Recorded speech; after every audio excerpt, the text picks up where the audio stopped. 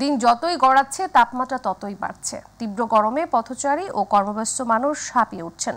তাই গরম থেকে কিছুটা প্রশান্তি পেতে ও তৃষ্ণা মেটাতে রাজধানীতে অনেকেই পথের ধারে তৈরি অস্বাস্থ্যকর ঠান্ডা শরবত খাচ্ছেন।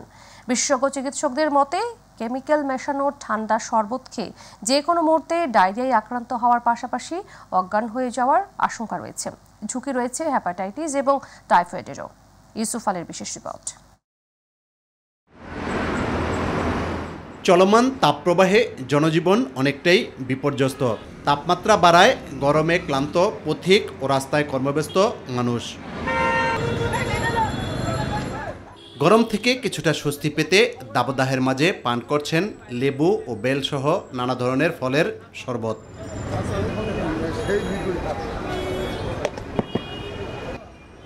চোখের সামনেই অস্বাস্থ্যকর পরিবেশে অনিরাপদ পানি দিয়ে তৈরি হলেও দোকানদারদের দাবি এসব শরবত স্বাস্থ্যসম্মত।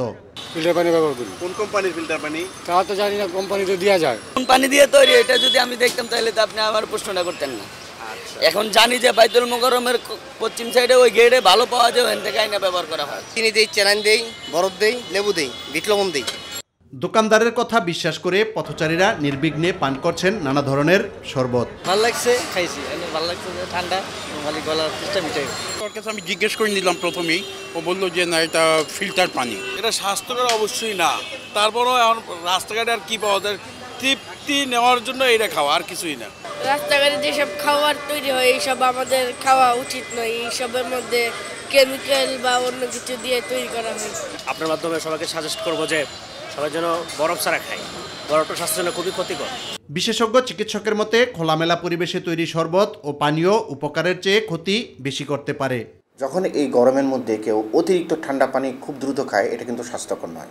এটা কিন্তু আমাদের শরীরে ইন্টারনাল টেম্পারেচারটাকে হঠাৎ করে র্যাপিড ডাউন করে দেয়। রাস্তাঘাটে যে শরবত পাওয়া যাচ্ছে অথবা ঠান্ডা পানীয় ফুটপাথে পাওয়া যাচ্ছে, এইটা কিন্তু পানির সোর্সটা আমাদের দেখতে হবে। দেখা গেলো যেগুলো খুব অস্বাস্থ্যকর পানি দিয়ে বানাচ্ছে। তীব্র গরমে স্বস্তি পেতে স্বাস্থ্যসম্মত উপায়ে পানীয় পান করার পাশাপাশি নানা পরামর্শ দেন এই বিশেষজ্ঞ চিকিৎসক।